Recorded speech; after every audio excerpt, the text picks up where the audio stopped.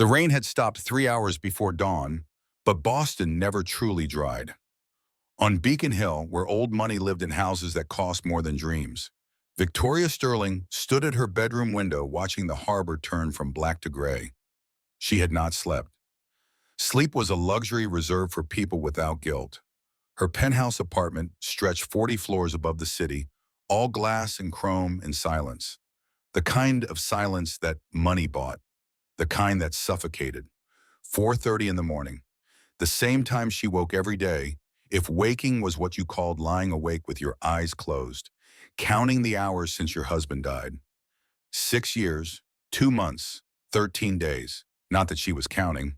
Victoria walked barefoot across marble floors, cold as winter, past artwork she never looked at anymore, past furniture no one sat on, until she reached the one door that mattered, her daughter's room. She pressed her ear against the wood, listening, always listening, for a voice that never came. Through the baby monitor reader, she could hear breathing, steady, peaceful.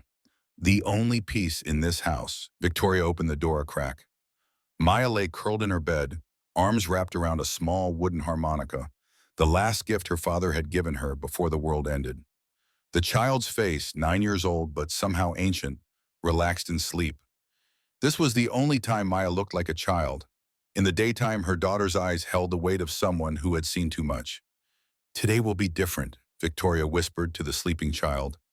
It was the same lie she told herself every morning. She never believed it. Across the city, where the buildings leaned closer together and the streets smelled of yesterday's rain and tomorrow's struggle, Marcus Bennett flipped pancakes in a kitchen the size of Victoria's closet.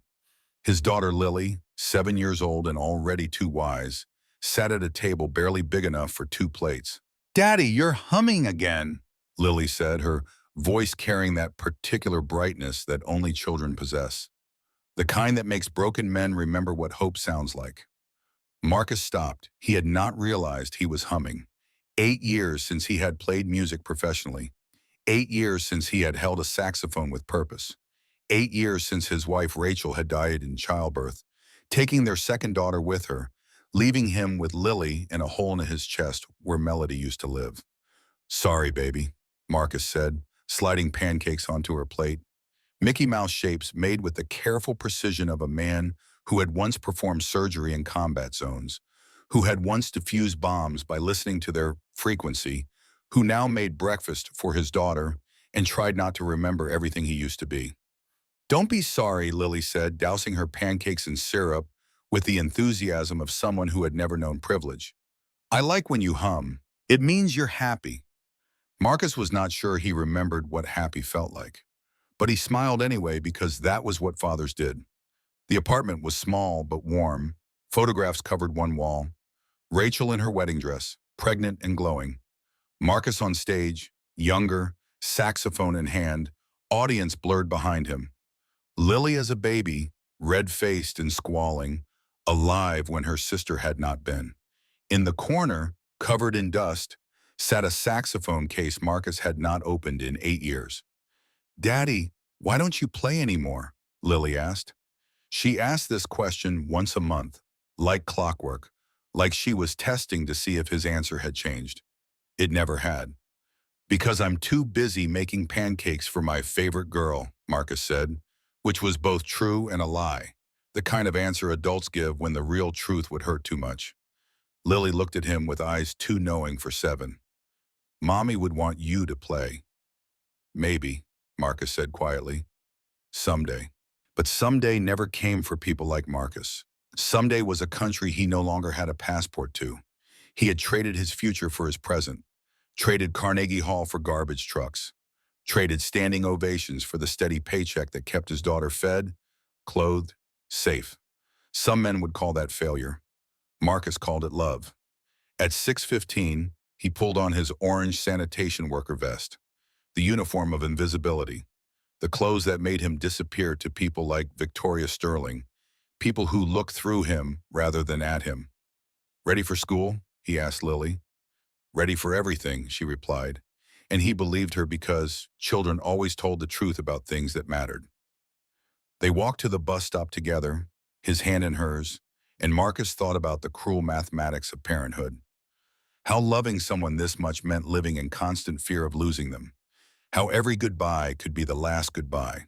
How he had held Rachel's hand while she died and promised her that their music would never stop. A promise he had broken the moment they lowered her into the ground. "Love you, Daddy," Lily said, climbing onto the school bus. "Love you more, baby girl." The bus pulled away. Marcus watched until it disappeared around the corner, the way he did every morning, the way he would do every morning until one of them died, because some fears never sleep. Then he climbed into his garbage truck and drove toward Beacon Hill, toward people who would never see him, toward the day that would change everything. He just did not know it yet. Victoria's morning routine was warfare. Shower precisely 7 minutes, coffee black, no sugar, sins needed no sweetening. Check the markets. Tokyo down, London steady, New York about to open. Her company, Sterling Technologies, was worth $800 million on paper. On paper, she was a success. Paper lied. She dressed in armor. Black suit, Armani, cut to intimidate. Heels, Louboutin, red soles like she was walking on the corpses of her competitors. Makeup applied with the precision of someone hiding evidence.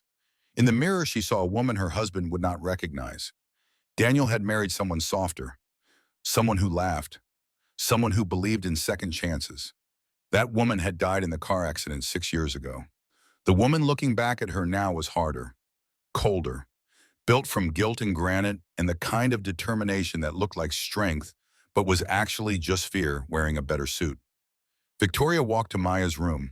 Her daughter was awake, sitting by the window, drawing in her sketchbook with colored pencils. Always drawing, always the same thing. Musical notes, treble clefs, sound waves, the language of something Maya could not speak. "Good morning, sweetheart," Victoria said, her voice softening in ways it never did for board meetings or business deals. Maya did not respond, did not turn, did not acknowledge her mother's presence in any way that mattered. 6 years of this, 2,190 days of silence. Every therapist in Boston had tried. Dr. Richard Blake, the most expensive child psychologist in New England, had spent 2 years and $400,000 teaching Maya sign language, cognitive behavioral therapy, exposure therapy, play therapy, every kind of therapy except the one that worked. Nothing worked. Maya had not spoken a single word since the day she watched her father die. "Mrs. Chen is making your breakfast," Victoria tried again, referring to the housekeeper who raised her daughter more than she did. "Pancakes, your favorite." Maya kept drawing, a piano, musical notes floating above it like prayers. Victoria wanted to cry, wanted to scream, wanted to shake her daughter and beg her to speak, to say anything, even if it was hatred, even if it was blame, because silence was worse than accusation. But she did none of those things. She simply kissed the top of Maya's head, breathed in the smell of her daughter's shampoo, and left for work. In the car, her driver James navigated morning traffic while Victoria stared at her phone. Emails, meetings, acquisitions, the language of money, which was easier than the language of love. Her mother, Patricia, called at 7:45, which meant it was important or judgmental. Usually both. "Victoria, we need to talk about Maya," her mother said without preamble, because people like Patricia Ashford believed pleasantries were for the poor. "Not now, Mother." The school called.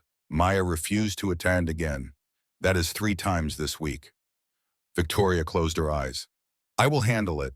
How? By hiring another expensive therapist who fails? By pretending everything is fine?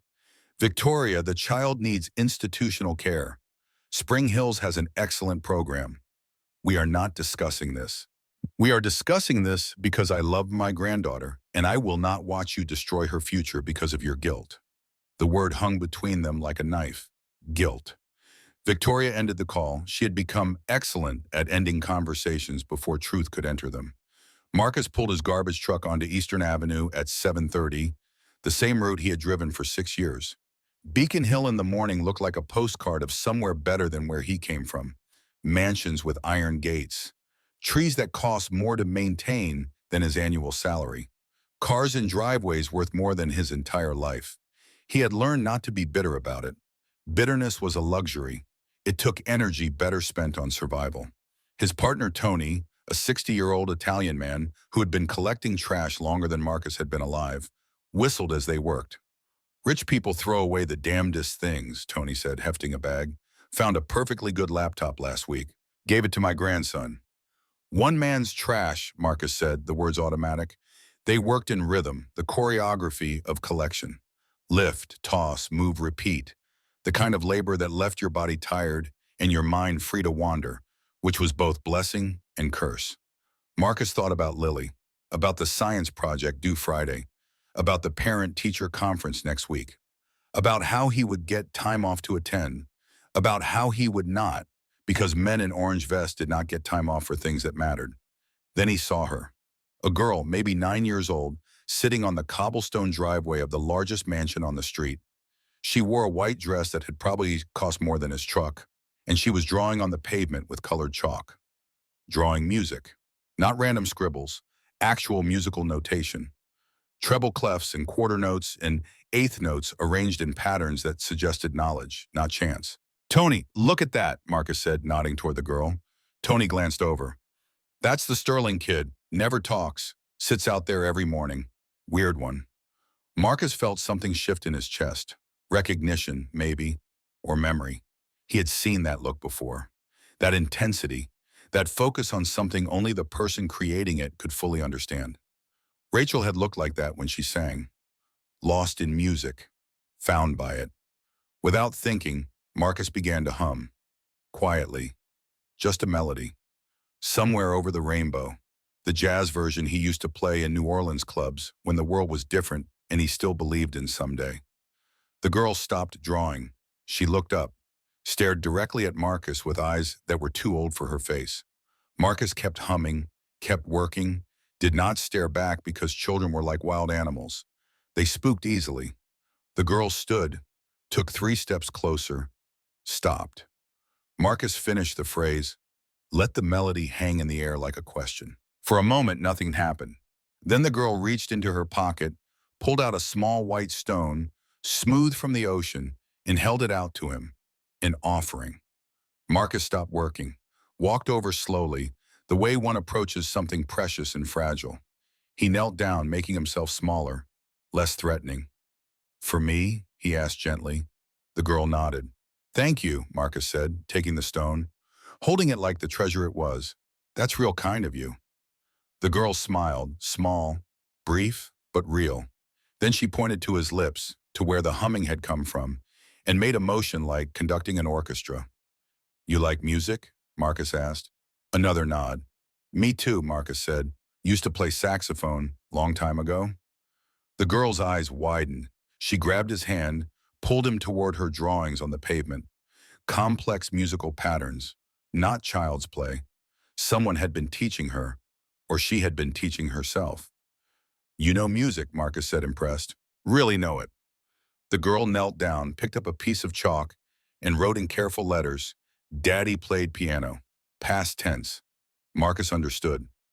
My wife played too, he said quietly. She's gone now, but sometimes when I remember the music, I remember her. Does that happen with your daddy? The girl looked at him with eyes that said yes, that said everything, that said nothing because she could not speak. Marcus heard Tony calling from the truck. Time to move. Schedule to keep. Life to return to.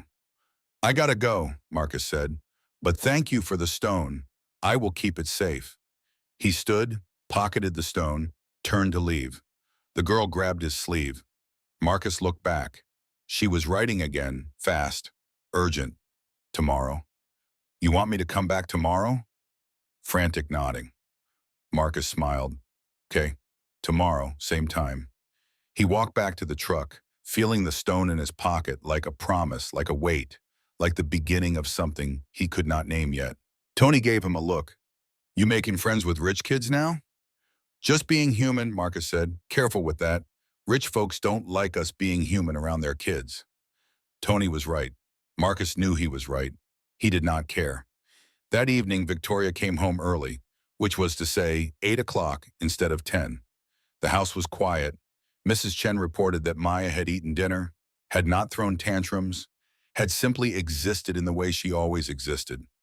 Quietly, separately, alone even when surrounded.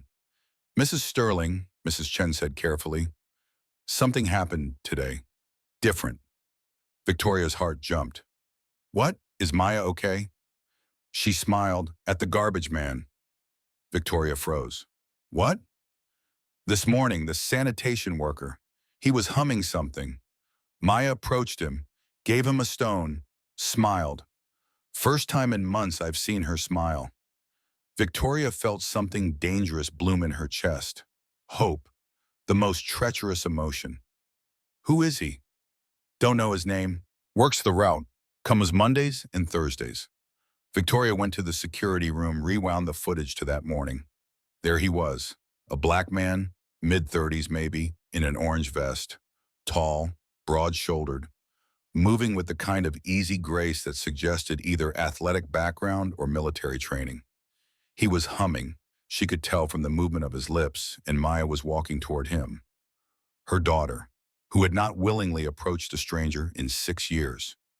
Victoria watched Maya hand him the stone, watched him kneel, watched them communicate in some language Victoria did not understand, watched Maya smile. Victoria watched the footage 5 times. Then she called her private investigator. I need a background check, complete. Name unknown, male, black, approximately 35 years old, works sanitation routes in Beacon Hill. I want to know everything. By tomorrow. May I ask why? No. She hung up, stared at the frozen image of her daughter's smile. A garbage man. Of all people, of all the therapists and specialists and experts, a garbage man was the one who reached her daughter. Victoria did not know whether to laugh or cry. She didn't either. She simply sat in the dark and waited for tomorrow, when she would meet the man who had done the impossible. Thursday morning arrived cold and gray. Marcus drove his route with unusual anticipation, which was stupid, which was dangerous, which was human. He had thought about the girl all week, about her drawings, about the way she communicated without words, about the music trapped inside her, trying to get out. At 7:30, he pulled up to the Sterling mansion. The girl was waiting. This time she had a small paper bag in her hands. She ran up to the truck before Marcus could even get out. Well, good morning, Marcus said, climbing down. What you got there? Maya opened the bag. Inside, a drawing, carefully colored. A man in an orange vest, musical notes floating around him. And in the corner, in careful letters, thank you. Marcus felt his throat tighten.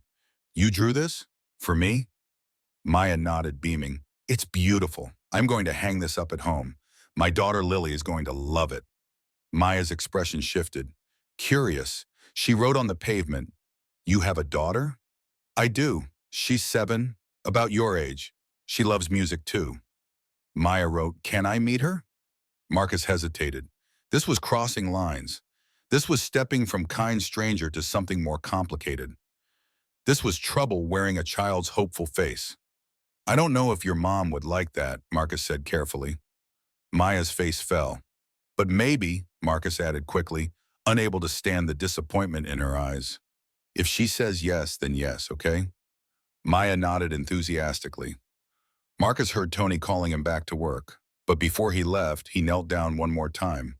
Can I ask you something? You don't have to answer. But the music you draw, does it help when words are too hard? Maya stared at him for a long moment. Then she nodded, slowly, deeply. Yeah, Marcus said quietly, I get that. He stood to leave, but Maya grabbed his hand, placed something in it, another stone. This one black with white veins running through it like music staffs. I will keep this one safe too, Marcus promised. He walked back to the truck, feeling the weight of 2 stones and one child's hope in his pockets. He did not see Victoria Sterling standing in the upstairs window, watching everything. 30 minutes later, the front door of the mansion opened. Victoria Sterling walked out in a black suit that probably cost more than Marcus's truck, heels clicking on cobblestone like a countdown. Marcus straightened. Trouble. He knew trouble when it walked towards him. Excuse me, Victoria said, her voice cold enough to frost glass. Yes, ma'am. You are the sanitation worker who spoke to my daughter. Statement, not question. Yes, ma'am. Is there a problem? Victoria's eyes scanned him, cataloging, judging. Marcus had been judged his entire life by people like her. He kept his face neutral, his posture respectful, his hands visible. What did you say to her? Nothing inappropriate, ma'am. She showed me her drawings. I said they were nice, that's all. My daughter does not interact with strangers. I understand, ma'am. I meant no harm. Yet somehow you got her to approach you. Twice, wow. Marcus said nothing. Sometimes silence was the only safe response. Victoria took a step closer. Who are you? Marcus Bennett. I work sanitation. I have a daughter. I meant no disrespect to you or your child. Why music? Why were you humming? Because Marcus paused. The truth or a lie? Because I used to be a musician before, and your daughter's drawings, they are real good. Sophisticated. Someone taught her. Her father, before he died. I'm sorry for your loss, ma'am. Victoria's mask cracked for just a second. Marcus saw grief flash across her face, there and gone like lightning. They went away from my daughter, Victoria said, the mask back in place. Yes, ma'am. I mean it. You do not speak to her. You do not acknowledge her. Do you understand? Yes, ma'am. Victoria turned to leave, then stopped. Do you have children, Mr. Bennett? A daughter, 7. Then you understand. I am protecting mine. I do understand, ma'am, completely. Victoria walked back to her mansion, closing the door firmly behind her. Marcus climbed into his truck, feeling the stones in his pocket, feeling the ache of someone else's fear. Tony whistled low. Told you, rich folks don't like us being human. Yeah, Marcus said. But that evening his phone rang, unknown number. Mr. Bennett, this is Victoria Sterling. We need to talk. Marcus sat at a coffee shop in neutral territory, waiting. Victoria Sterling arrived exactly on time, which he expected because people like her treated punctuality like a weapon. She sat down across from him, no coffee, no pleasantries, all business. I had you investigated, she said. Marcus was not surprised. Okay. Marcus Bennett, 35 years old, former Navy SEAL, combat medic, served 8 years, honorable discharge. Before that, professional musician, jazz saxophonist, performed with Wynton Marsalis. Grammy nomination in 2015. Wife Rachel Bennett, died in childbirth 7 years ago. Daughter Aria Bennett, stillborn same day. Currently raising daughter Lily, age 7, alone. Working 3 jobs. Clean record. No arrests, no debts. Nothing suspicious. She recited it like a resume, like his life was data to be analyzed. You could have just asked me, Marcus said quietly. I do not take chances with my daughter's safety. I respect that. Victoria leaned forward. Why did you stop playing music? The question caught him off guard. That's personal, ma'am. Everything about this is personal, Mr. Bennett. My daughter has not spoken in 6 years. 6 years of doctors, therapists, specialists, $2.3 million. Zero progress. Then you hum a song and she smiles. So I am asking you, why did you stop playing? Marcus looked at this woman, this stranger, and saw in her eyes something he recognized. Desperation wearing expensive clothes. Because every note reminded me of my wife, and I could not handle that pain every mate. So I stopped. But you still hum. Can't help that. Music is who I am, even when I don't want it to be. Victoria was quiet for a moment. My daughter draws music constantly. Her father played piano. He died in a car accident. She was in the car. She saw everything. And she has not spoken since. I'm sorry. I don't want your sympathy, Mr. Bennett. I want your help. Marcus blinked. Ma'am? You reached her. In 5 minutes, you reached her in ways that years of therapy could not. I do not understand how, but I cannot ignore it. I'm not a therapist, ma'am. I'm just someone who understands what it's like when words are not enough. Then teach me how to reach my daughter. Mrs. Sterling, I work 3 jobs. I have my own kid to raise. I will pay you, whatever you ask. I don't want your money. Then what do you want? Marcus thought about Lily, about the science project and the parent-teacher conference, and all the moments he missed because he was working, about how tired he was, about how his daughter deserved more than a father running on empty. I want you to understand something, Marcus said. If I help Maya, it's not because of money. It's because no child should have to live in silence. But you need to know reaching her means letting her face what hurt her. And that's going to be hard. For her and for you. Victoria's hands were shaking. She hid them under the table. I can handle it. Can you? Because sometimes parents are the ones holding their kids back. Not because they are bad parents, because they are scared parents. Victoria met his eyes. Are you saying I am holding Maya back? I'm saying we all carry our guilt different ways, and sometimes our kids carry it for us. The words hit Victoria like a slap. Marcus saw it land, saw her flinch. My daughter does not know I was driving, Victoria whispered. When we crashed, everyone thinks my husband was driving, but it was me. Maya knows, she saw, and she has protected my secret for 6 years by staying silent. Marcus exhaled slowly. There it was, the truth that had been suffocating this family. Then the first step, Marcus said gently, is not teaching Maya to speak. It is teaching you to stop running from what happened. Victoria's eyes filled with tears. I do not know how. Yeah, Marcus said, I get that. They sat in silence for a while, two broken people in a coffee shop, united by children they loved and pain they could not escape. Finally, Victoria spoke. Will you try? With Maya, please? Marcus thought about Rachel, about the promise he made, about music never stopping. Yeah, he said, I'll try. And so it began. The most important work Marcus Bennett had ever done. More important than combat medicine. More important than defusing bombs. More important than any stage he had ever stood on. The work of healing a child's silence. One note at a time. The first session happened on a Wednesday afternoon when the autumn light came through the windows of the Sterling mansion at angles that made everything look softer than it was. Marcus arrived at 4 o'clock exactly, carrying his old saxophone case like a soldier returning to a battlefield he thought he had left behind forever. His hands were clean for once, scrubbed free of motor oil and garbage residue. He wore jeans and a button-down shirt, trying to split the difference between the man he used to be and the man he had become. Victoria met him at the door. She looked different without her armor. No suit today, just slacks and a sweater, and for the first time Marcus saw the exhaustion she had been hiding. The woman in front of him was running on fumes and determination, the two fuels that powered most single mothers, regardless of tax bracket. Thank you for coming, she said, and meant it in ways that went beyond politeness. Where is she? Marcus asked. Playroom, second floor. She does not know you are coming. I thought maybe a surprise would be better than anticipation.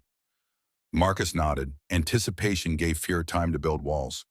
They climbed the stairs in silence, Victoria leading, Marcus following, both of them aware they were walking towards something that could not be undone.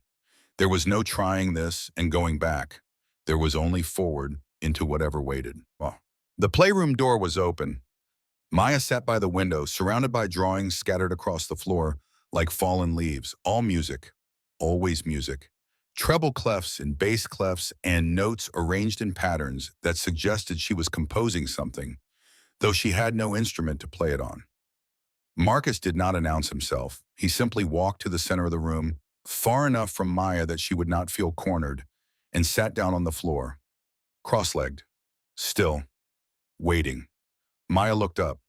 Recognition flashed across her face, followed by confusion, followed by something that might have been joy if joy knew how to visit children who lived in silence. Marcus did not speak. He opened the saxophone case, slowly, deliberately, giving Maya time to process, to decide, to choose. The instrument inside was old brass, tarnished from years of neglect, but still beautiful in the way that tools of creation are always beautiful. Marcus had not held it in 8 years, had not wanted to. Every molecule of metal carried memories of Rachel, of stages, of the person he used to be before loss taught him who he actually was. He lifted the saxophone out. His hands remembered the weight before his mind did. Muscle memory older than grief. Maya stood, took 3 steps closer, stopped, her whole body a question mark. Marcus assembled the instrument. Reed, mouthpiece.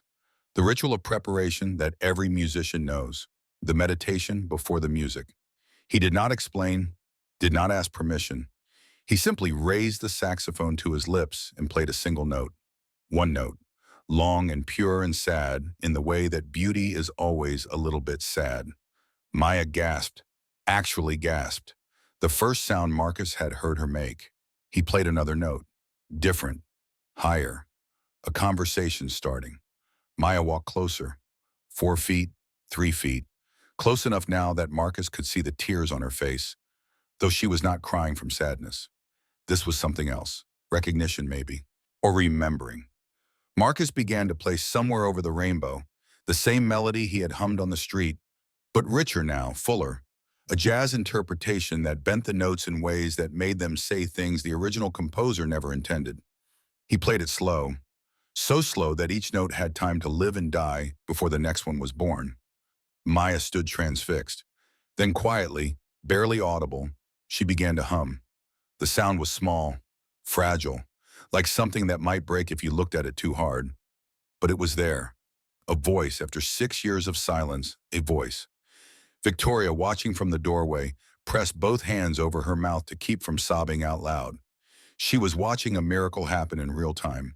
And miracles are terrible things to witness because they remind you how long you have been living without them. Marcus did not react, did not stop playing, did not give any indication that he had heard Maya hum, because if he acknowledged it, she might realize what she was doing and stop. He just kept playing. Maya's humming grew stronger, still quiet, still uncertain, but following the melody now, matching the notes, her voice finding the shape of the music the way water finds the shape of whatever contains it. When Marcus finished the song, he lowered the saxophone slowly. Maya stood in front of him, face wet with tears, eyes wide. "You made music," Marcus said gently. "Did you know that?" Maya looked confused. "Humming is music. Your voice is an instrument, just like this." He gestured to the saxophone. "You were playing together with me." Maya's eyes went even wider. She looked at Victoria, then back to Marcus, processing. Then she did something extraordinary. She pointed at the saxophone, then at her throat, then made a gesture like she was conducting. "You want to try?" Marcus asked. Maya nodded frantically. Marcus held up a hand. "Not the saxophone. That takes practice. But I brought something else." He reached into his bag and pulled out a small wooden recorder, the kind children learn on in school. Simple, approachable. "This is easier. And your dad's instrument, the piano, it is not here right now. So maybe we start with something new, something that is just yours." Maya took the recorder like it was made of glass. Marcus showed her how to hold it, how to blow gently, how to cover the holes. The first sound Maya made was terrible, squeaky and off-pitch and perfect. She laughed, actually laughed, silent laughter, her shoulders shaking, her face bright with something that had been missing for 6 years. Joy. Marcus grinned. "Yeah, that is how everyone sounds at first. You should have heard me when I started. My mama said I sounded like a goose getting murdered." Maya covered her mouth, still laughing silently. "Try again," Marcus encouraged. Maya tried again. And still bad, but better. A note recognizable as a note. "There you go. That is music. You are making music." For the next hour, Marcus taught Maya 3 notes. Just 3. G, A, and B. The building blocks of 1,000 songs.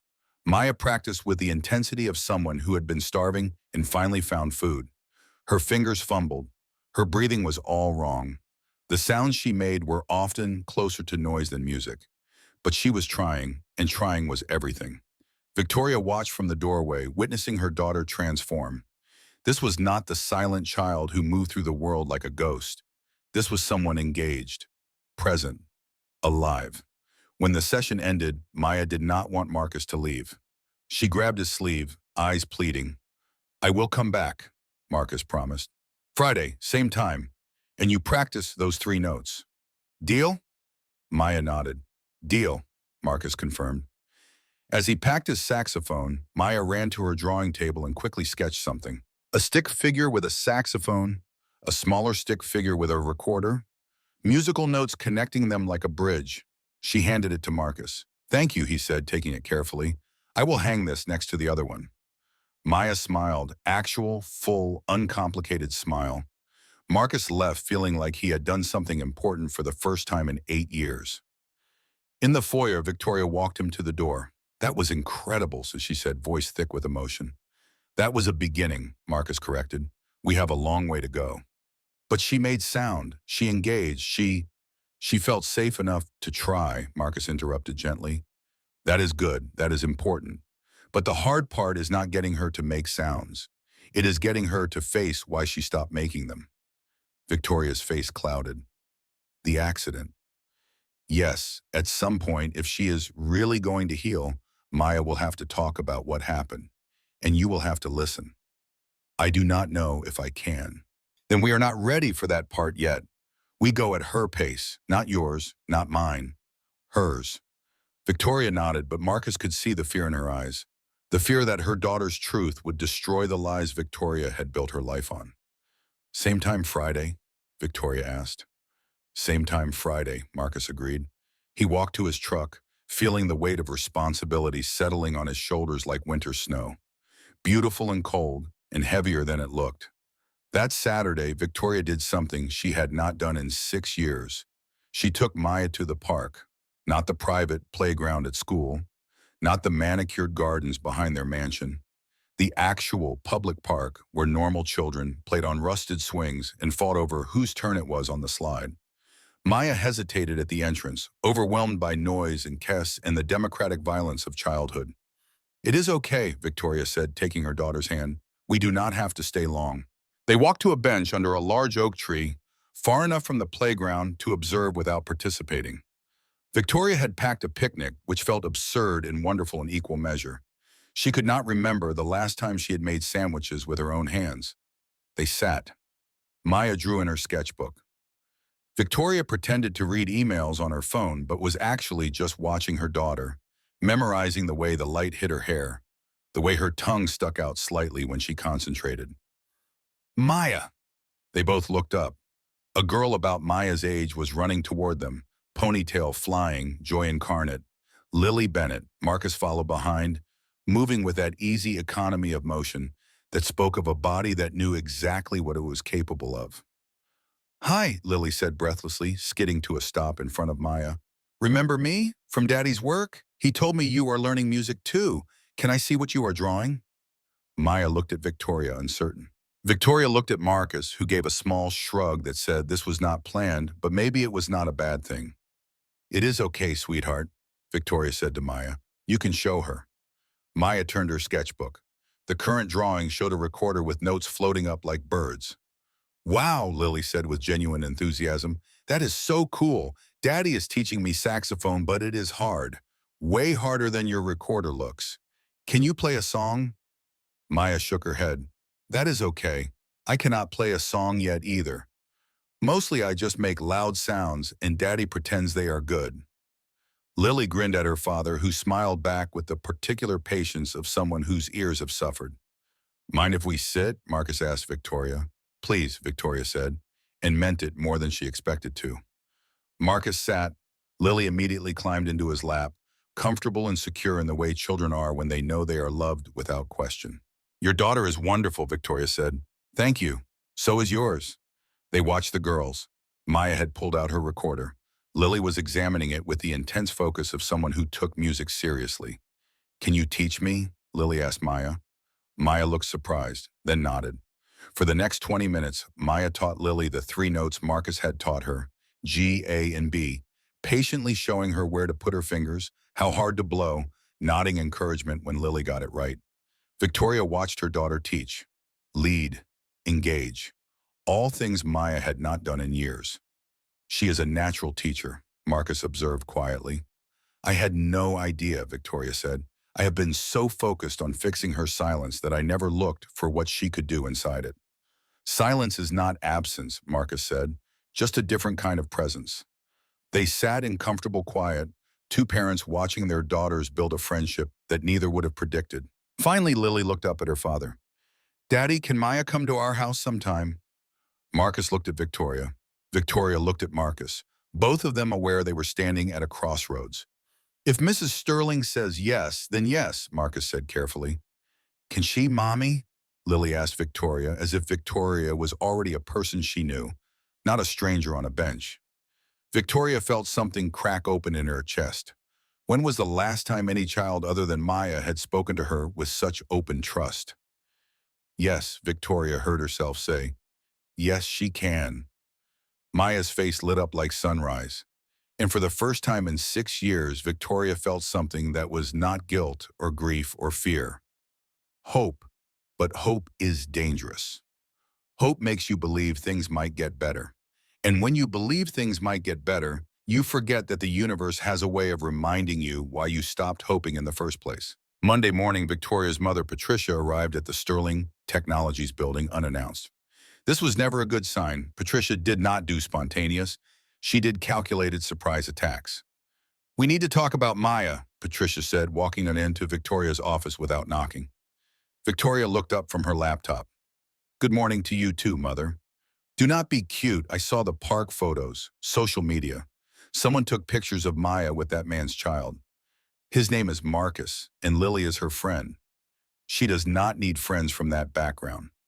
She does not have friends from any background, Victoria shot back. She has been isolated for 6 years. Now she is connecting with someone. I'm not going to stop that because you are uncomfortable. Patricia's face hardened. I have spoken with Dr. Blake. He agrees that your current approach is unorthodox and potentially harmful. Dr. Blake failed. 2 years, zero results. Because you did not follow his protocol, the medication, the structured environment. I am not drugging my daughter into compliance, Mother. Then you leave me no choice. Patricia pulled a folder from her bag. Legal documents. I am filing for custody, grandparents' rights. You are demonstrably unfit. Missing board meetings. Company stock down 17%. Allowing unqualified strangers access to a vulnerable child. Victoria felt the floor drop out from under her. You would not dare. I would. I am. The hearing is in 2 weeks. Dr. Blake will testify that Maya needs institutional care, that your judgment is impaired, that you are continuing a pattern of poor decisions that resulted in your husband's death. The words hit like a physical blow. You think I do not know? Patricia continued, voice sharp as glass. You think I do not know you were driving? That you lied to police? That you let your daughter protect your secret for 6 years? Victoria could not breathe. How did you? I am your mother. I know everything. And if you do not commit Maya to Spring Hills Institute voluntarily, I will tell the court. I will expose your lies. And I will take my granddaughter somewhere she can get real help. Patricia left the documents on the desk and walked out. Victoria sat frozen, staring at papers that could take her daughter away, expose her secrets, destroy what little she had left. Her phone rang. Marcus. Victoria, you okay? You sound like, my mother is suing for custody. 2 weeks, she will tell them I was driving, that I have been lying, that I am unfit. Silence on the other end. Then calmly, what do we need to do? I do not know. Dr. Blake will testify against me, against what we are doing with Maya. Then we need Maya to show them it is working. In 2 weeks, Marcus, she barely makes sounds. She does not speak. How can we prove a performance? Marcus interrupted. Public. Maya plays music, shows the court she is healing. She is not ready for that. Then we get her ready, starting now. Victoria wanted to argue, wanted to say it was impossible, wanted to curl up and surrender, but she thought about Maya's smile, about the sound of her daughter humming, about hope, dangerous as it was. Okay, she said, we try. The next 2 weeks were intensive. Marcus came every day after his shift, sometimes with Lily, who proved to be Maya's greatest cheerleader and fiercest practice partner, sometimes alone when the work required focus that only silence could provide. Maya learned more notes, then scales, then simple melodies. She still did not speak, but she played, and playing was a kind of speaking.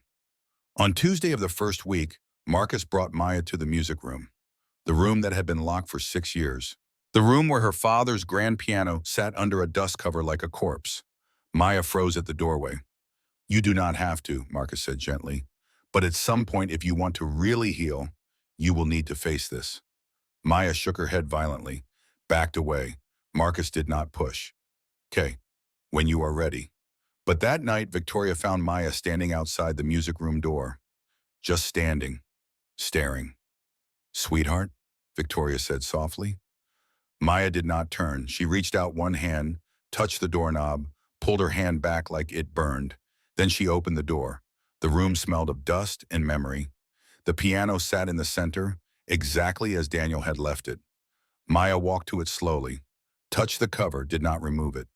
Victoria stood in the doorway, barely breathing. Maya pulled back the cover. The keys gleamed in the moonlight coming through the window. She pressed one key, middle C. The note rang out clear and true, the first sound this room had heard in 6 years.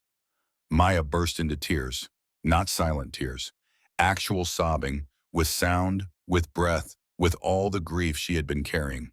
Victoria ran to her, pulled her daughter into her arms, and they cried together. Really cried, for Daniel, for the accident, for 6 years of silence and secrets. I am sorry, Victoria sobbed. I am so sorry, baby. It was my fault. I was driving. I was not paying attention. I killed your daddy, and I am so sorry. Maya pulled back, looked at her mother with eyes that were old and young at the same time, and she spoke. One word. The first word in 6 years. No. Victoria froze. What? No, Maya said again, voice rusty from disuse but clear.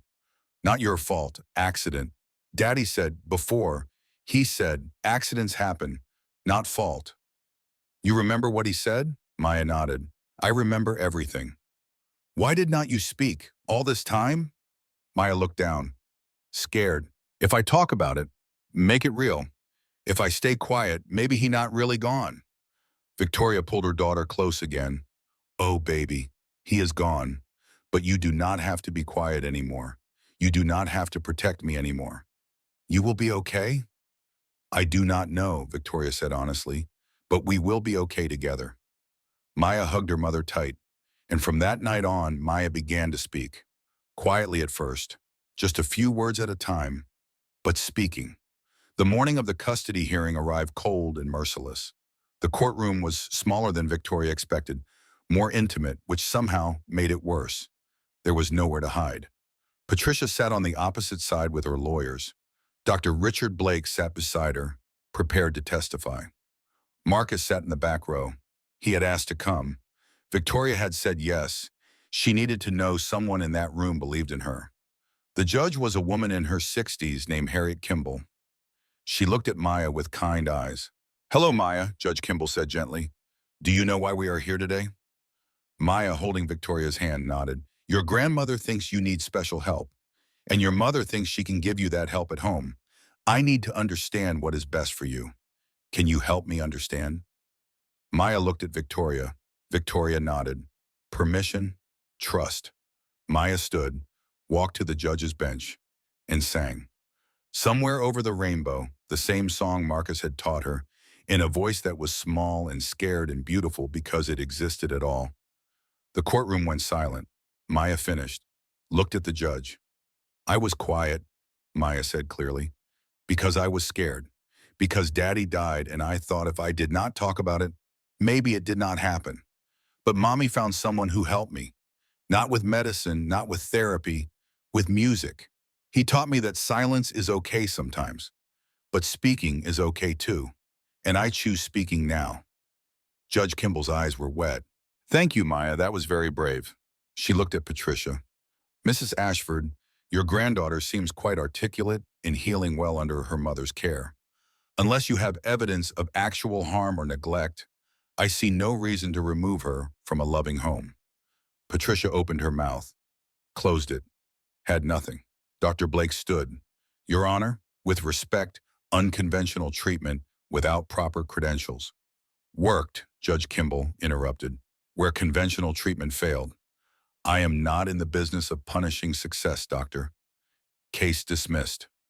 The gavel came down. Victoria collapsed in her seat, shaking. Maya ran to her mother, wrapped her arms around her neck. We okay? Maya whispered. We are okay, Victoria confirmed. In the back row, Marcus smiled and left quietly. His work here was done. But outside the courtroom, Victoria caught up to him. Thank you, she said inadequately. You did the hard part, Marcus replied. You listened. I could not have done this without you. You could have. You just needed to remember how. Victoria looked at this man who had changed everything without meaning to. What now? Marcus shrugged. Now you keep listening to Maya, to yourself, to the music. Will you keep teaching her? If she wants to learn, but I think she has a pretty good teacher already.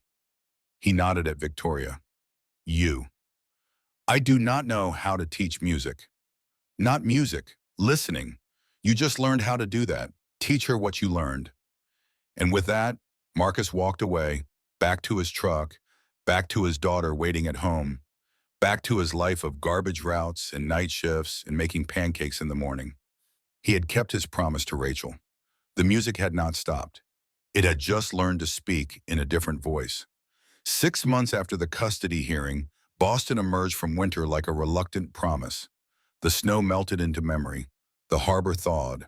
And in a renovated warehouse on the South Boston waterfront, something impossible was taking shape. Victoria Sterling stood in the middle of empty space that smelled of fresh paint and sawdust and new beginnings, holding blueprints that represented more money than most people earned in a lifetime and less money than she had once spent on a single failed therapy session.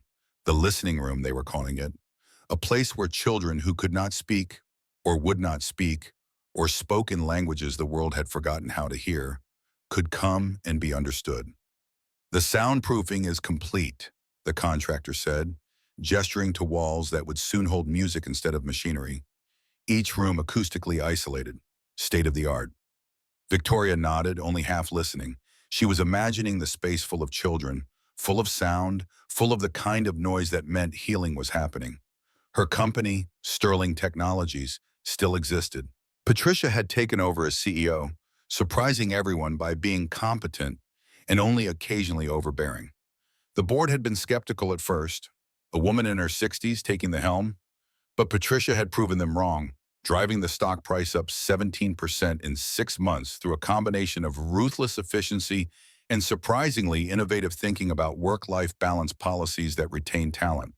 Victoria had stepped down without regret. She had spent 15 years building a technology empire. Now she wanted to build something that actually helped people sleep at night. The listening room was fully funded. $2 million from Victoria's personal accounts, $500,000 from community fundraising, $1.5 million from a grant from the National Institute of Mental Health. Impressed by the case study of one Maya Sterling, who had gone from 6 years of selective mutism to speaking in complete sentences within 8 months of unconventional music therapy. Marcus had been instrumental in the grant application, though he had refused to take credit. He had simply provided his observations, his methods, his philosophy. The researchers had done the rest, fascinated by the intersection of music, trauma, and healing. Mrs. Sterling? The contractor was waiting for approval on the final paint colors. Yes, sorry, the colors look perfect. She walked to the window. Below, the city moved at its usual frantic pace.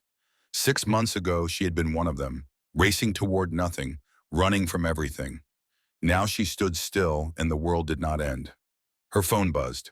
A text from Maya, who was at school, attending regularly now, speaking when called on, making friends slowly but surely. Mom, can Lily come over after school? We want to practice, Victoria smiled. Maya had started calling her mom instead of mommy 3 months ago.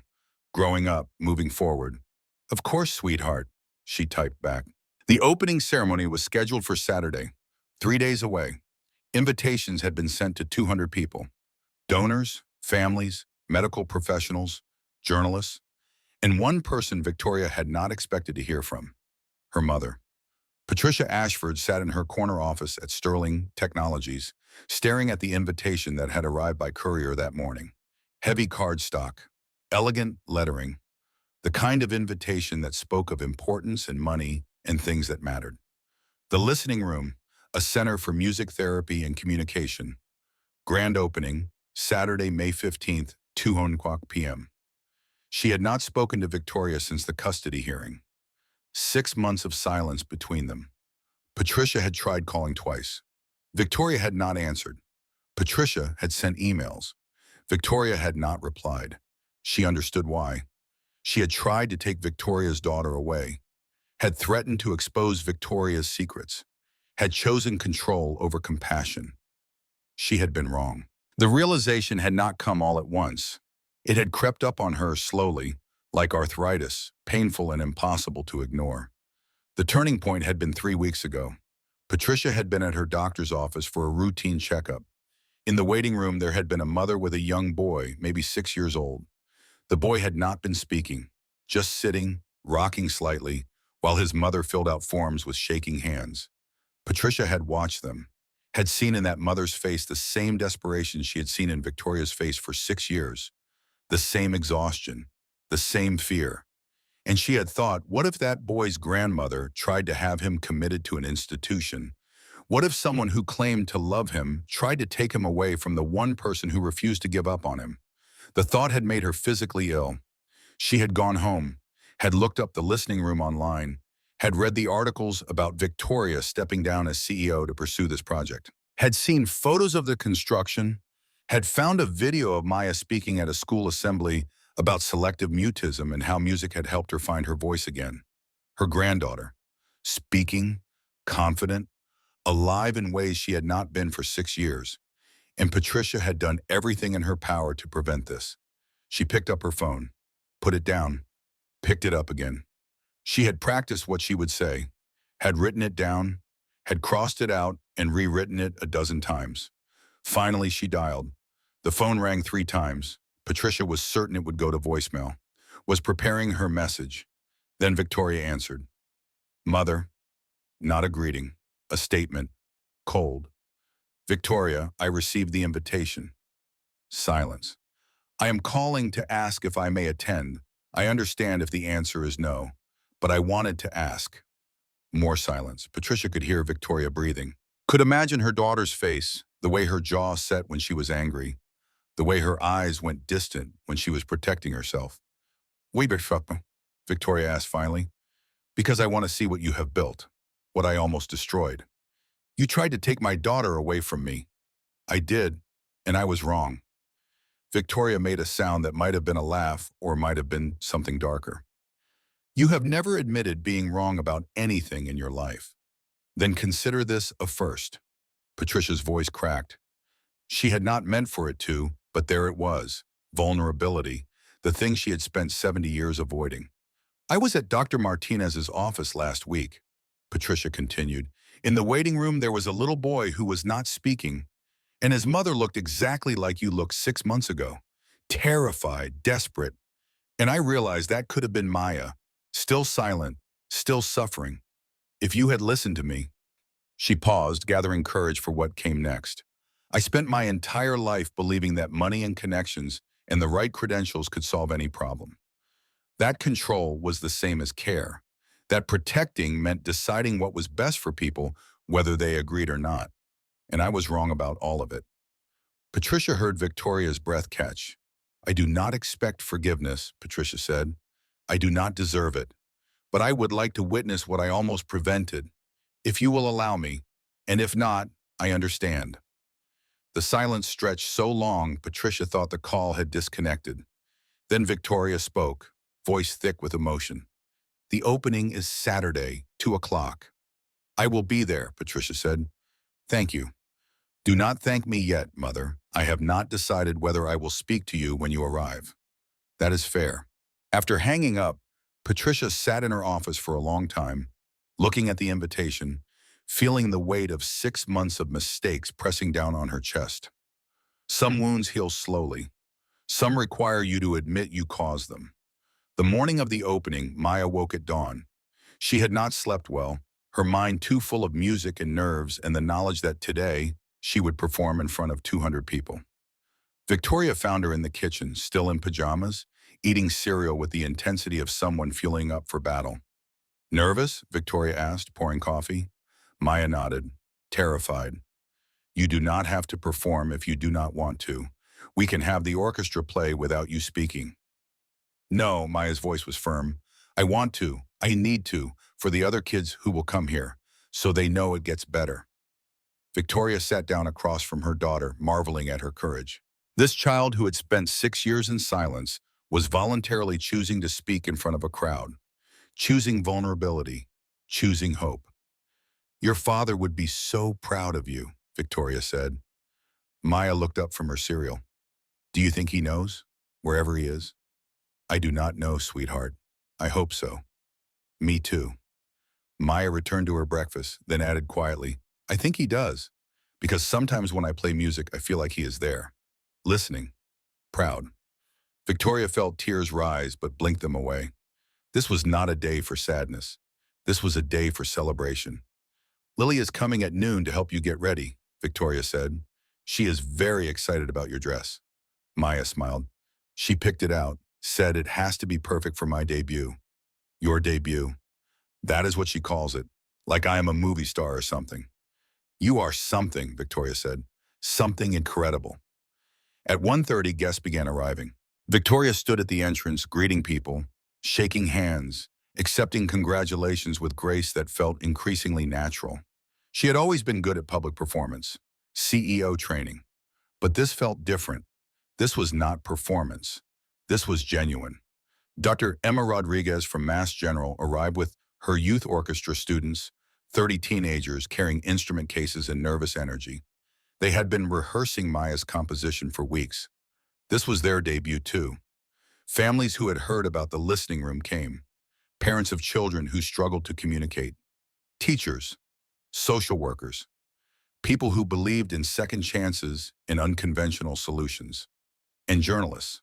3 major outlets, the Boston Globe, NPR, even a producer from a national morning show, interested in the story of the CEO who gave up her empire to save her daughter. Victoria had agreed to interviews after the ceremony. She owed it to the other families to spread awareness. But right now, she just wanted to get through the next 2 hours. At 1:55, a black town car pulled up. Patricia Ashford stepped out, dressed conservatively in gray, not the power suit she usually wore. She looked smaller somehow, uncertain. Their eyes met across the parking lot. Victoria had spent 3 days deciding how she would react to this moment. She had imagined coldness, distance, making her mother feel the rejection Victoria had felt. But looking at Patricia now, Victoria saw something she had never seen before. Her mother was scared. Victoria walked over slowly. Mother. Victoria. Patricia's voice was barely above a whisper. Thank you for allowing me to come. I've not decided yet if I am glad you are here. That is honest. I appreciate honesty. They stood in awkward silence, 2 women who shared blood and history and wounds that might never fully heal. The ceremony starts in 5 minutes, Victoria said finally. There are seats in the back. I ask that you not approach Maya unless she approaches you first. Of course. And Mother, if you do anything, anything at all to upset her today, I will have security remove you. Do you understand? Patricia nodded. I understand, and I would not blame you. Victoria turned to walk away, then stopped. You hurt us, badly. That does not disappear because you show up with regrets. I know, though. But, Victoria took a breath, I am trying to teach my daughter about forgiveness, about second chances. I suppose that means I have to practice what I preach. Patricia's eyes filled with tears. Thank you. Do not make me regret this. The ceremony began at 2 o'clock precisely. 200 people filled the main space, sitting on folding chairs that would be replaced with proper seating next week. The warehouse had been transformed with flowers, banners, the kind of decoration that suggested celebration and hope. Victoria stood at a podium someone had set up, looking at faces she knew and faces she did not. She saw Marcus in the 3rd row, Lily beside him. She saw Patricia in the back, sitting alone, separate from everyone. She saw Dr. Emma Rodriguez with her students, instruments at the ready, and she saw Maya standing in the wings, wearing a blue dress that matched her eyes, holding her clarinet like a lifeline. Victoria had written a speech, had practiced it, had shown it to 3 people for feedback. But standing at the microphone now, looking at her daughter, she forgot every word. I spent 6 years trying to fix my daughter, Victoria said, voice shaking slightly. 6 years and $2 million and 14 therapists and 0 results. Because I was trying to make her into what I thought she should be instead of accepting who she already was. She paused, letting that sink in. My daughter was not broken. I was. She did not need to be fixed. I did. And the person who taught me that was not a doctor or a therapist or anyone with credentials that impressed people at dinner parties. Victoria looked directly at Marcus. He was a man who collected garbage for a living and played saxophone on the weekends and understood that sometimes listening is more important than speaking. Marcus Bennett gave me back my daughter, not by changing her, by changing me, by teaching me that silence is not absence. It is just a different kind of presence. And our job as parents, as teachers, as human beings, is not to force people to communicate in ways that make us comfortable. It is to learn their language, to meet them where they are. She saw people nodding, saw a few wiping their eyes. This center exists because we believe that every child deserves what Maya found. Someone who will listen, someone who will not try to fix them, but will help them find their own voice, whatever that voice sounds like. Whether it speaks in words or music or art or silence, that means something instead of nothing. Victoria's voice grew stronger. We are calling it the listening room because listening is the hardest work there is. It requires patience, humility, the willingness to admit that maybe, just maybe, you do not have all the answers. That maybe the person you think needs help actually has something to teach you if you are brave enough to hear it. She looked at Patricia. Their eyes met. Patricia was crying openly now, not bothering to hide it. We all make mistakes, Victoria continued, her gaze still on her mother. We all fail the people we love. We all convince ourselves that control is the same as care. But it is not. Care is letting go. Care is trusting. Care is listening even when what you hear terrifies you. She turned back to the full audience. So today we open the listening room, not as a place that fixes broken children, but as a place that celebrates different kinds of voices, different kinds of strength, different kinds of beautiful. Victoria stepped back from the podium. The audience stood applauding. Not polite applause, real applause, the kind that means something. Then Dr. Rodriguez raised her baton. The orchestra lifted their instruments, and they began to play. Maya's composition filled the warehouse, 30 instruments weaving together to create something that started on minor key, full of loss, but slowly, measure by measure, transformed. Major chords emerging like sunrise, hope pushing through grief, light refusing to be extinguished by darkness. The melody was complex, not child's play. This was real music, sophisticated, moving, the kind of music that made people forget to breathe. Victoria watched the audience, saw people leaning forward, saw tears, saw recognition on the faces of parents who knew what it meant to watch your child suffer and not know how to help. In the back row, Patricia had her hand over her mouth, shoulders shaking. The music built to a crescendo, triumphant, joyful, declaring that survival was possible, that healing was real, that silence could break. When the final note faded, no one moved. The silence after great music is its own kind of music. Then Maya walked onto the makeshift stage. She looked small standing there. 9 years old, barely 4 feet tall, but she stood straight, chin up, the way Marcus had taught her, confident, present. "My name is Maya Sterling," she said, voice clear, though quiet. "I did not talk for 6 years. The room was utterly silent. Not because I could not, because I was scared. Scared of remembering, scared of the truth, scared that if I spoke, I would have to admit that my daddy was really gone and never coming back. Victoria felt her heart break and heal simultaneously. But someone taught me that being scared is okay, that silence is okay sometimes, but speaking is okay too. Speaking is, and I get to choose. Maya looked directly at Victoria. "I wrote that song for all the kids who are scared like I was, to tell them it gets better. Not all at once, not easy, but better. To tell them that their voice matters even when it does not use words, even when it is quiet, even when nobody else understands it." She turned to Marcus. "I want to thank Marcus Bennett, who heard me when I had no words, who taught me that music is a language, that listening is a skill, that you do not have to fix people who are not broken." Marcus nodded, eyes wet. "I want to thank my mom, who never gave up even when I think she wanted to, who learned to listen even though it was hard, who built this place so other kids and other moms could find what we found. Maya's voice grew stronger, and I want to dedicate this place to my dad, Daniel Sterling. He taught me music when I was little. He taught me that being heard is a gift and being listened to is a miracle. He died when I was 3. The day he died, I stopped talking. Today, I start again. For him, for all of us. The standing ovation was instantaneous. People were not just clapping, they were crying, openly, unashamedly. Maya stood on stage, letting the applause wash over her, and for the first time in 6 years, she looked like a child who believed she deserved to take up space. After the ceremony, after most of the crowd dispersed, after the journalists had gotten their interviews and the families had toured the facility and the orchestra students had packed up their instruments, 5 people remained. Victoria, Maya, Marcus, Lily, and Patricia.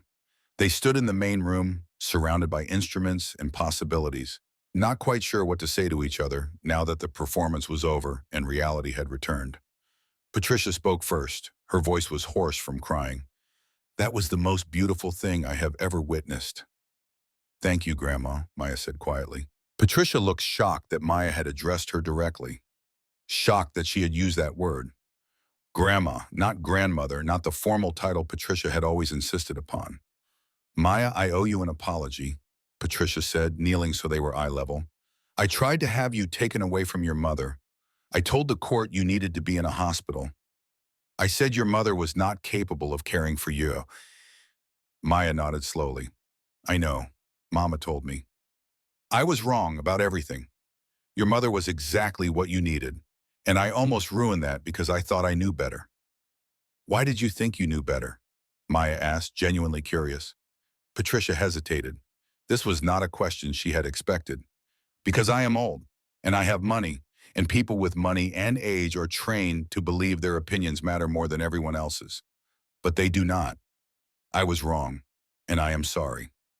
Maya considered this seriously.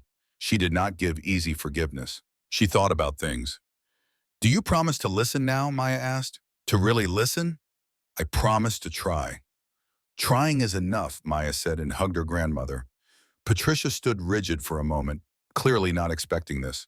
Then her arms came up slowly, tentatively, and she hugged her granddaughter back in the way people hug when they have forgotten how and are learning again. Victoria watched this, feeling something in her chest unclench. Not forgiveness, not yet, but maybe the beginning of it, the possibility. Lily tugged on Marcus's sleeve.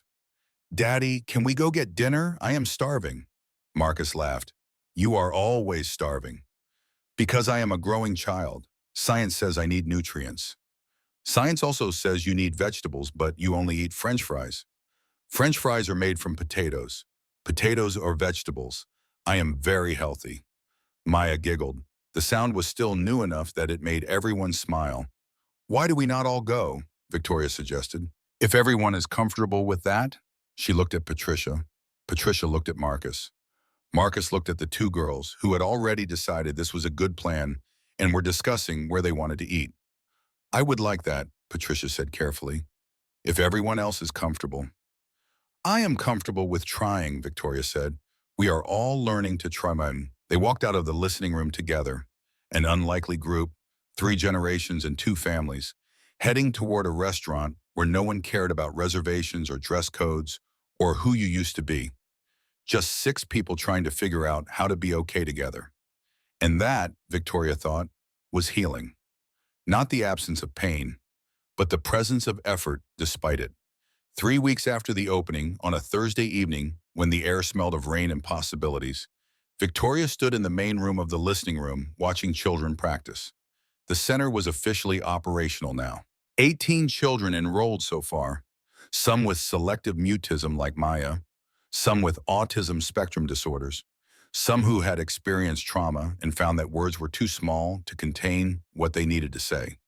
They came 3 times a week, worked with Marcus or one of the 2 other music therapists Victoria had hired, learned instruments, learned that communication came in many forms, learned that being different was not the same as being broken. Maya was there most days after school, not as a client anymore, but as a volunteer. She helped the younger children, showed them her recorder, her clarinet, told them her story, became living proof that healing was possible. Victoria heard a familiar truck engine outside. She walked to the window. Marcus's beat-up Ford pulled into the parking lot, and something was strapped in the truck bed, covered with a tarp. Victoria went outside. "What is that?" Marcus climbed out, grinning in that quiet way he had. "A delivery. From your mother, actually." "My mother?" "She called me last week, said she had something for the listening room but wanted it to be a surprise." Marcus untied the tarp. Underneath was a piano, but not just any piano, Daniel's piano. The Steinway Grand that had sat in the Sterling Mansion music room for 6 years, locked away, untouched, gathering dust and memories. Victoria's breath caught. "How did she—" "She asked my permission to go to your house, said she wanted to bring something meaningful. Mrs. Chen let her in. I guess Patricia thought this belonged here more than in a locked room." Victoria touched the piano, the same keys Daniel had touched, the same wood Maya had been too frightened to approach for so long. "I do not know if Maya is ready for this," Victoria said. "Let us ask her." They moved the piano inside with help from 2 volunteers. It was heavy, required 6 people, but eventually it sat in the main room, centerpiece of everything. Maya walked in from one of the practice rooms, saw the piano, and froze. "Is that—" She could not finish the sentence. "Your dad's piano," Victoria confirmed. "Grandma thought it should be here, where kids can use it, where music can live in it again." Maya approached slowly, reached out, touched one key, did not press it yet, just touched. "I remember him playing this," she whispered. "Every night, after dinner. He would play and I would sing, before I forgot how." "You did not forget," Marcus said gently. "You just stopped for a while.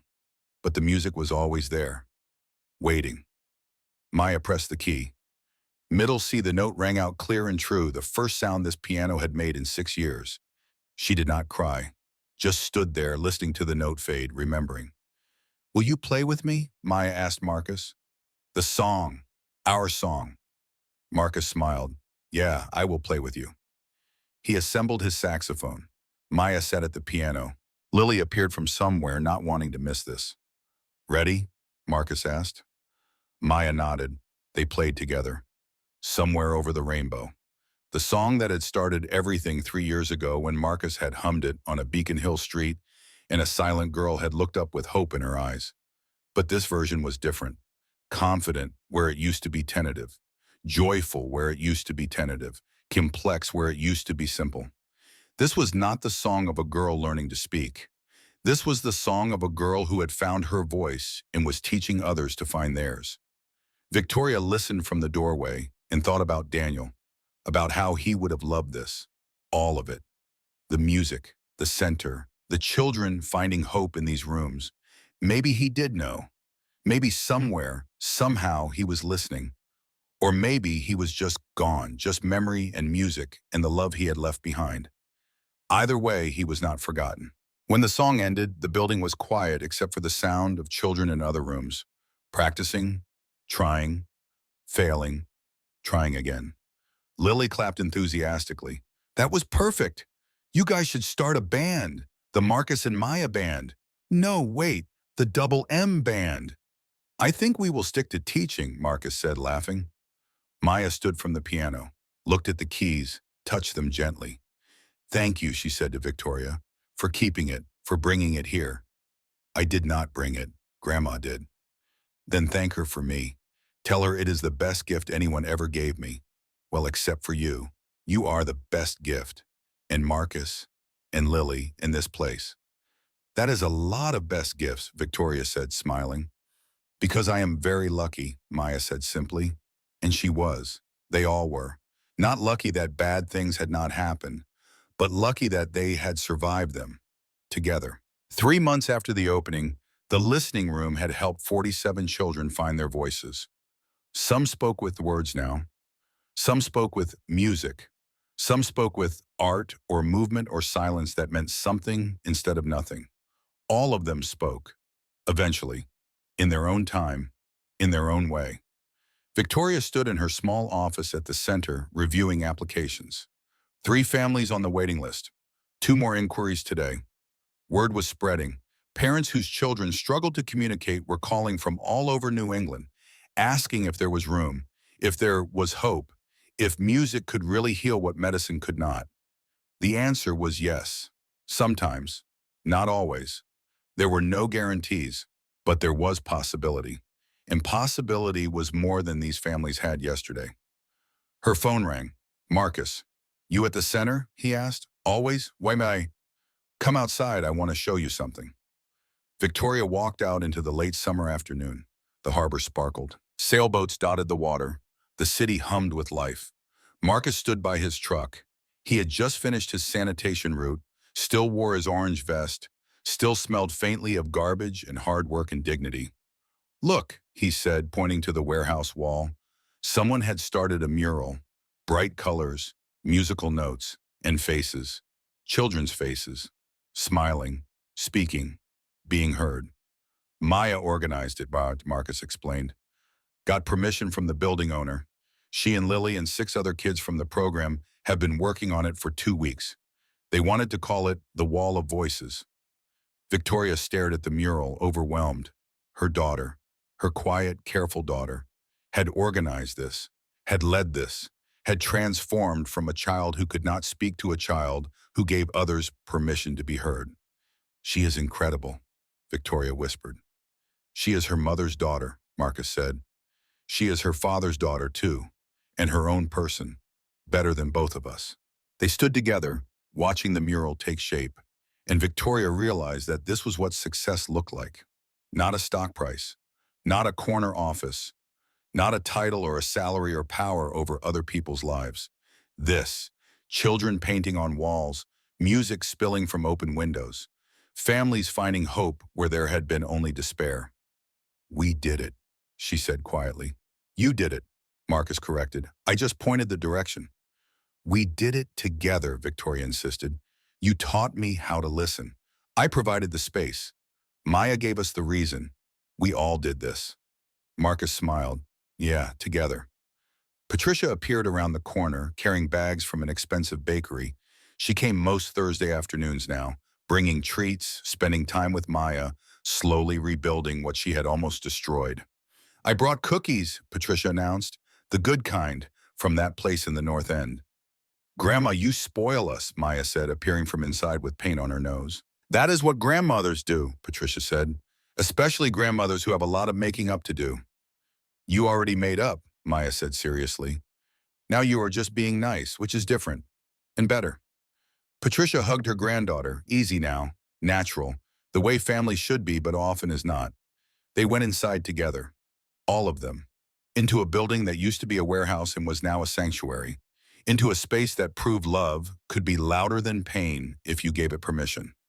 Victoria stood in the doorway, watching her daughter teach a younger child how to hold a recorder, watching Marcus work with a boy who had not spoken since his parents divorced, watching Lily make everyone laugh with her enthusiasm, watching Patricia actually listen to children instead of directing them. She thought about Daniel, about the car accident, about 6 years of silence, about guilt and grief and all the ways she had tried to punish herself for surviving. And she realized something profound. She had spent years thinking healing meant going back to who she was before the trauma, before the accident, before Daniel died. But healing was not about going back. It was about going forward, carrying the scars but not being defined by them, being someone new, someone who had been broken and put themselves back together and was stronger in the broken places because they knew what breaking felt like and survived it anyway. Her phone buzzed, a text from an unknown number. Mrs. Sterling, this is Dr. Richard Blake. I attended your opening ceremony. I have been thinking about what you said, about listening, about meeting children where they are. I wondered if you might have time to meet for coffee. I would like to learn from what you have built, and perhaps offer my services if you think I could be useful. I understand if the answer is no, but I wanted to ask, RB. Victoria stared at the text for a long moment. Dr. Blake, the man who had declared her methods dangerous, who had testified against her, who had failed Maya for 2 years by trying to force her into protocols that did not fit who she was.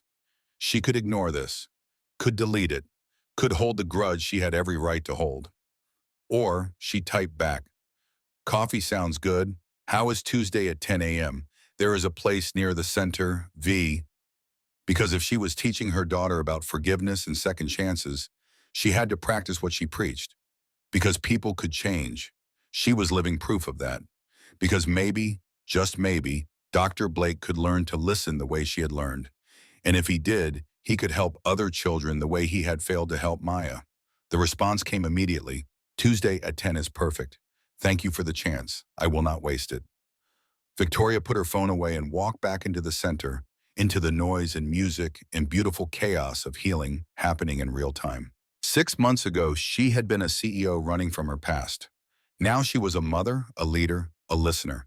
Now she was someone who believed in second chances because she had needed one herself and someone had given it to her.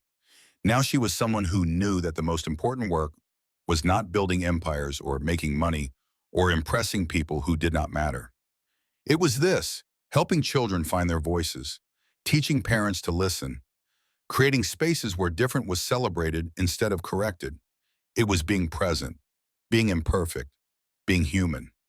That evening, after the center closed, after the children went home, and the instruments were put away, and the lights were turned off except for the ones that stayed on for security, Victoria sat alone at Daniel's piano. She pressed one key. Middle C, the note Daniel had taught Maya first, the note that had started everything. She pressed another, and another. She did not know how to play, but she knew how to try. And trying, she had learned, was always enough.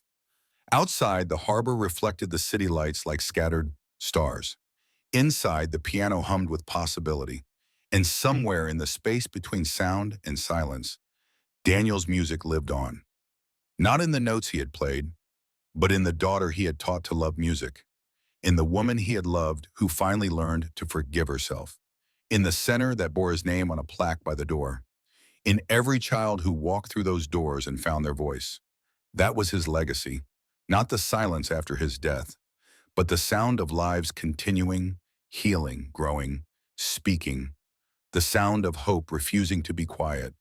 The sound of love that does not end just because a heart stops beating. Victoria played the three notes she knew, G, A, and B, the same notes Maya had learned first. And in that moment, playing badly but playing nonetheless, she understood what Marcus had been trying to teach her all along. Music was not about perfection, it was about trying. And trying was the bravest thing any of them could do. She stood from the piano, locked the center, drove home through streets that used to feel like judgment and now felt like possibility. Maya was already asleep when she got home, but Victoria checked on her anyway, the way she did every night, watching her daughter breathe, grateful for every breath, every moment, every hard-won word.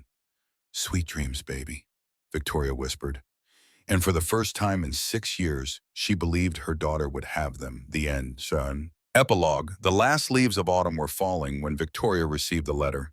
It came in a plain envelope, addressed in neat handwriting, with a return address she did not recognize. She opened it standing at the mailbox, the October wind pulling at her coat. Inside, a single page, handwritten, careful. "Dear Mrs. Sterling, you do not know me, but I know your daughter. Or rather, I know her story. My son Noah is 6 years old. He stopped speaking after witnessing a car accident that killed his sister. We have tried everything. Doctors, therapists, medications. Nothing has worked. I read about the listening room in the Globe. I read about Maya, about music therapy, about listening instead of fixing. We live in Vermont, too far to come regularly, but I wondered if you could tell me where to start, what to do, how to reach a child who has locked himself in silence. I am desperate, and desperate people write letters to strangers hoping for miracles. Can you help? Sincerely, Jennifer Matthews." Victoria stood holding the letter, feeling the weight of it, the responsibility. She could not save every child. The listening room had limits, resources, geography, but she could answer this letter, could share what she had learned, could point this mother in a direction that might lead to hope. She went inside, sat at her desk, began to write. "Dear Jennifer, I am not an expert. I am just a mother who almost lost her daughter and was lucky enough to meet someone who taught me how to listen.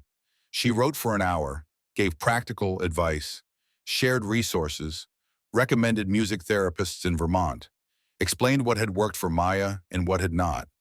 But mostly she wrote about hope, about how healing was possible even when it seemed impossible, about how love was louder than silence if you gave it permission, about how the first step was not fixing your child, it was accepting them exactly as they were. She sealed the letter, addressed it, would mail it tomorrow.